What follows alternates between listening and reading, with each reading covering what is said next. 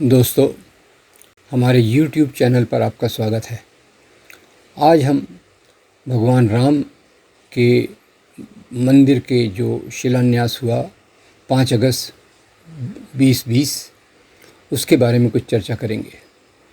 इस घटना के बारे में पूरे देश में बहुत चर्चा हुई और पूरी ज़ोर शोर से इसके बारे में एक प्रोपेगेंडा किया गया। यूपी सरकार ने इसके कार्यक्रम को पूरा करने के लिए बहुत मदद की। सरकार की ओर से पूरे कदम उठाए गए कि ये कार्यक्रम को मजबूत किया जाए और उसी के साथ देश के प्रधानमंत्री नरेंद्र मोदी पूरी सज धज कर उसमें गए, पूरी तैयारी से उसमें गए और उन्होंने इसका उद्घाटन किया। उन्हीं के साथ साथ जो संघ परिवार के सबसे बड़े वरिष्ठ नेता हैं श्री मोहन भागवत और राम मंदिर आंदोलन से जुड़े हुए दूसरे लोग ये भी मंच पर थे और करीब 150-150 के करीब लोग और भी उसमें शामिल थे। अब जब ये शामिल हुए उसमें, खैर जो शामिल हुए इसके बारे में मैं बात नहीं करना चाहता, पर मैं एक बात मुझे याद आती है कि इसमें भारत के राष्ट्रपति श्री रामनाथ कोविंद जो आरएसएस से जुड़े हुए थे, जो भाजपा से जुड़े हुए थे और जो एक दलित हैं, उनको इस कार्यक्रम में इनवाइट नहीं किया गया। इस बात पर मैं बाद में आऊँगा। पर इस मौके पर प्रधानमंत्री नरेंद्र मोदी ने जो भाषण दिया वो एक काफ़ी चौंकाने वाला भाषण था और उसके साथ साथ हम देखने की कोशिश करेंगे कि आखिर 5 अगस्त 2020 का क्या महत्व है। 15 अगस्त का दिन उस अथाह तप का, लाखों बलिदानों का प्रतीक है। स्वतंत्रता की उस उत्कंठ इच्छा, उस भावना का प्रतीक है। ठीक उसी तरह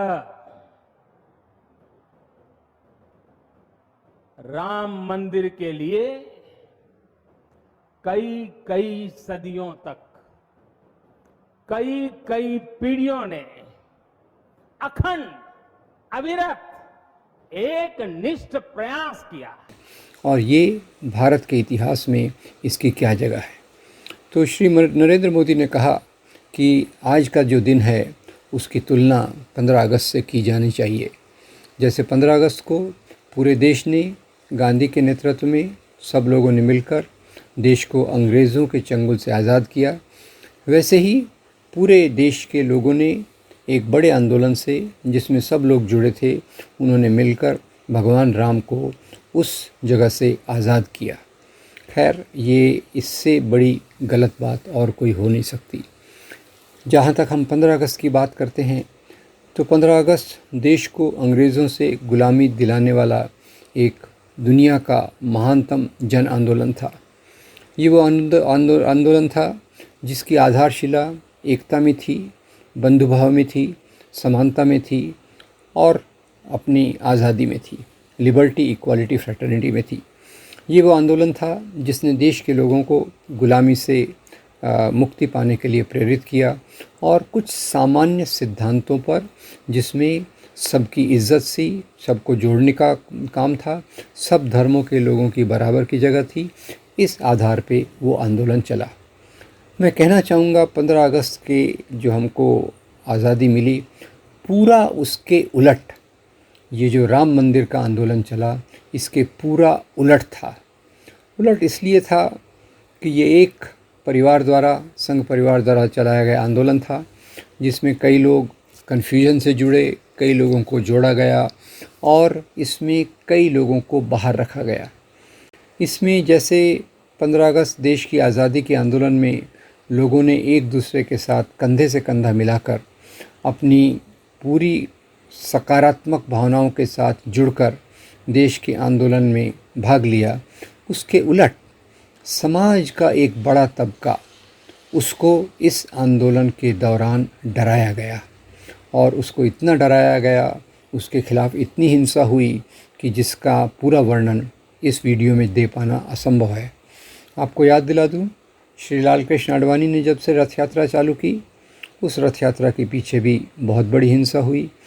1992-93 में जब बाबरी मस्जिद को शहीद किया गया, उसके बाद भी बहुत बड़ी हिंसा हुई और लगातार ये हिंसा का सिलसिले चलता रहा, जिसमें समाज के अल्पसंख्यक ख़ास तौर से मुस्लिम, इनका बहुत बड़ा नुकसान हुआ।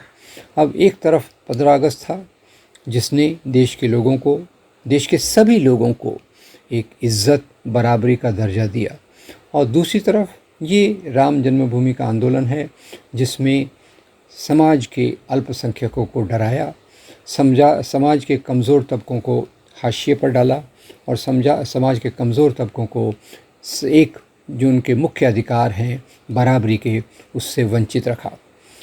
अब दूसरी ये बात कही जाती है कि जिस मंदिर की आधारशिला में, जिसके बैकग्राउंड में इतनी हिंसा है, इतने लोगों की हत्या है, इतना वॉयलेंस है, क्या उसको प्रभु श्री राम का मंदिर कहा जाना चाहिए? ये भी सवाल कई लोगों ने उठाया है। तो मैं इतना कहूँगा कि भगवान श्री राम के बहुत सारे रूप हमारे समाज में प्रचलित हैं। संत कबीर भगवान राम को एक यूनिवर्सल स्पिरिट, एक ऐसी आत्मा के रूप में देखते हैं जो पूरे समाज को अपना मानती है, पूरे समाज को न्याय देने की बात करती है। महात्मा गांधी भगवान श्री राम को एक ऐसे व्यक्ति के रूप में, ऐसे भगवान के रूप में मानते हैं जो मर्यादा में विश्वास रखता है और जिसके राज्य में सबको बराबरी है और सबको बराबरी का न्याय मिलता है। महात्मा गांधी के लिए तो ईश्वर और अल्लाह ये एक समान थे और उनके राम की कल्पना में ये दोनों बातें जुड़ी हुई थी। तीसरा जो भगवान राम का एक चित्र खड़ा किया गया है, जो इमेज खड़ा किया गया है आरएसएस द्वारा, संघ परिवार द्वारा, वो ऐसे राम हैं जो आक्रामक हैं, ऐसे राम हैं जो मुसलमानों को डराते हैं, ऐसे राम हैं जिनके नाम को लेकर एक दूसरे धर्म के पवित्र स्थान को ध्वस्त किया जाता है। और ये तीनों प्रकार के राम एक अलग अलग प्रकार के राम हैं। खैर, एक बात हो गई कि ये जो 15 अगस्त और 5 अगस्त में तुलना का मामला है, वो यहाँ एक निश्चित रूप से ये एक दोनों के विरोधाभासी हैं। और मैं मोटे तौर पे कह दूं कि 15 अगस्त का जो आंदोलन था उसके प्रतीक के रूप में भारत का संविधान निकला, और ये राम जन्मभूमि के नाम पर जो आंदोलन हुआ उसमें बाबरी मस्जिद को शहीद किया गया, और भारतीय संविधान के वो सब मूल्य जो हमारी आस्था से भी ऊपर हमारे जीवन से जुड़े हुए हैं, उन सब मूल्यों का उसके साथ साथ एक ऐसा मामला खड़ा हो गया जिसने देश को एक बहुत बड़े संकट में डाल दिया। अब तीसरी बात जो भगवान राम के अलग अलग चरित्र, ये भी आपको बता दूं कि भगवान राम की जिस कहानी को लेकर संघ परिवार चल रहा है वो निश्चित रूप से एक ऐसी कहानी है, एक ऐसी घटना है, एक ऐसा नैरेशन है जो अलग अलग प्रकार से अलग अलग देशों में प्रचलित है। भारत में भी इसके बहुत सारे वर्जन प्रचलित है। केवल 2 बातों को कह दूं, जहाँ इतने पूरे विश्वास से कहा गया कि भगवान राम का जन्म वहीं हुआ था जहाँ बाबरी मस्जिद स्थित है, उसके खिलाफ रामायण के ऐसे वर्जन भी हैं जो बताते हैं कि भगवान राम के पिता दशरथ, इनकी राजधानी वाराणसी में थी। अभी केपी शर्मा ओली ने ये भी कहा कि अयोध्या तो नेपाल के बीरगंज ज़िले में स्थित है। तो ये भी एक बहुत सारी चीज़ें हैं, इनको मिलाकर एक चित्र बनाया गया। और नरेंद्र मोदी जी ने कहा कि भगवान राम की मुक्ति का आंदोलन सदियों से चल रहा है, ये भी बिल्कुल गलत बात है। भगवान राम के बारे में जो आंदोलन चला है वो 1980 के बाद से ख़ास तौर से चला है, जिसके बारे में बहुत सारे कारण हैं, जिसके पीछे बहुत सारी राजनीति है। ये बात मैं स्पष्ट कर दूं कि ये कोई एक धार्मिक आंदोलन नहीं था, ये निश्चित रूप से एक ऐसा राजनीतिक आंदोलन था जो इस समाज में उन मूल्यों को प्रस्थापित करना चाहता है जो प्राचीन काल में ऊंच नीच के थे, दलितों की गुलामी के थे, शंभू की हत्या के थे, बाली की हत्या के थे, सीता को निष्कासन करने के थे। उस प्रकार की राजनीति की झलक भी इन मूल्यों में हमको कहीं ना कहीं दिखाई देती है। जहाँ तक इतिहास की हम बात करें तो इतिहास में हम ये देखते हैं कि जो दावा किया गया कि भगवान राम का जन्म वहीं हुआ था जहाँ मस्जिद स्थित थी, जहाँ 1528 में बाबर के जनरल मीर बाकी ने मस्जिद बनवाई थी, उसके उलट अगर हम इतिहास को देखें तो 2 बातें मैं इसमें निश्चित रूप से कह दूंगा, मैं विस्तार में नहीं जाना चाहूँगा, पर इस बात का कोई निश्चित प्रमाण नहीं मिलता। आर्कियोलॉजी जो पुरातत्ववेत्ता हैं उनमें इसके बारे में मतभेद हैं।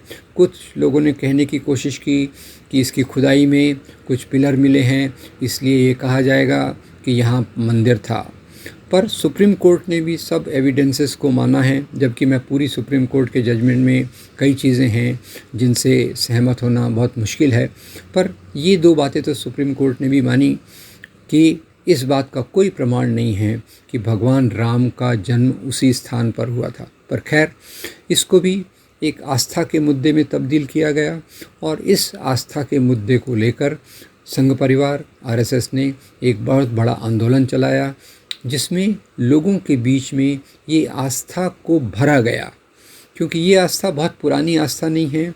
ये कई सदियों से अलग अलग प्रकार के वर्णन भगवान राम के हमारे पुराणों में मिलते रहे हैं और उसके आधार पर चलते हैं। जहाँ तक इसमें कानूनी पक्ष का सवाल है, पुरातत्व पक्ष का सवाल है, ऐतिहासिक पक्ष का सवाल है, आपको मैं जानकारी दे दूं कि इसका सबसे पहला उल्लेख जो मिलता है वो मिसेस A.F. बेवरिज की कुछ रचनाओं में मिलता है, क्योंकि अंग्रेज़ यहाँ फूट डालो और राज करो की नीति करना चाहती थी। तो मिसेस A.F. बेवरिज, ये जो मैं आपको हवाला दे रहा हूँ वो सर्वपल्ली गोपाल द्वारा संपादित किताब एनाटॉमी ऑफ कन्फ्रंटेशन से दे रहा हूँ। उसमें बताते हैं कि मिसेस A.F. बेवरिज ने जब बाबरी मस्जिद का वर्णन किया तो वहाँ एक एस्टेरिक्स बिंदु लगाकर फुट नोट डाल दिया, पाद टिप्पणी लिख दी कि शायद पहले यहाँ मंदिर रहा होगा। और वहीं से फिर जो अंग्रेज़ों की फूट डालो और राज करो की नीति के चलते इस प्रकार की बात को प्रेरणा मिली और बाद में कई बैरागियों ने और दूसरे लोगों ने भी इस प्रकार के झगड़े किए। पर यह बात निश्चित है कि जो ज़मीन की ओनरशिप है वो सुन्नी वक्फ बोर्ड के पास थी। अब इसका पहला पड़ाव हमको मिलता है 1949 में। दिसंबर 1949, 22 दिसंबर 1949 की रात को कुछ लोग भगवान राम की मूर्तियों को मस्जिद में प्रस्थापित कर देते हैं और वो मूर्तियों को निकालने के लिए पंडित जवाहरलाल नेहरू उस समय एक अपील करते हैं। पर यूपी में जो कलेक्टर थे के नैयर, वो बाद में जाकर भारतीय जनसंघ, जो भारतीय जनता पार्टी का पुराना रूप है, उसके एमपी बने और गोविंद वल्लभ पंत जो मुख्यमंत्री थे, उसको उस समय प्रधानमंत्री कहा जाता था, उन्होंने भी इस पर कोई कार्रवाई करने से इनकार कर दिया। पंडित नेहरू ने कहा कि इन मूर्तियों को वहाँ से निकालिए, नहीं तो ये बाद में जाकर एक समस्या की जड़ बन सकती हैं। खैर, वो नहीं हुआ और वहाँ उस मस्जिद को ताला लगा दिया गया। बाद में 1980 के दशक में आते आते, तब तक कोर्ट का केस चल रहा था, इसमें कोई तेज़ी नहीं आई। 1980 के दशक में शाहबानो केस के बाद जब सरकार ने जो सुप्रीम कोर्ट के फैसले को उलट दिया और शाहबानो को जो मेंटेनेंस देने की बात की गई थी उसको साइड ट्रैक करके दूसरा कानून लाया, उसके बाद से इस आंदोलन में ज़्यादा तेज़ी लाई गई। और उस तेज़ी लाए जाने के और भी कारण थे, कुछ यहाँ के सामाजिक परिवर्तन और कुछ जो संघ परिवार का काम प्रोपेगेंडा लेवल पे चल रहा था, उनके चलते राम मंदिर का आंदोलन मजबूत किया गया। और इस मजबूती के साथ साथ एक और बात भी आई और वो बात थी मंडल कमीशन की। 1990 में जब वीपी सिंह मंडल कमीशन लाए तो उन्होंने ओबीसी के लिए आरक्षण किया और जो सवर्ण लोग ख़ास तौर से इक्वालिटी की बात करते हैं और उसमें संघ परिवार सबसे आगे है, ये लोग डायरेक्टली, क्योंकि चुनावी कारण से मंडल कमीशन का विरोध करना मुश्किल था, इसलिए अप्रत्यक्ष रूप से उन्होंने राम मंदिर के मुद्दे को तेज कर दिया। और उस समय के भाजपा के एक बड़े नेता अटल बिहारी वाजपेयी जी ने कहा कि वो लोग मंडल लाए तो हम लोग कमंडल लाए। और इसी की परिणति 6 दिसंबर 1992 को हुई, जब बाबरी मस्जिद को शहीद किया गया।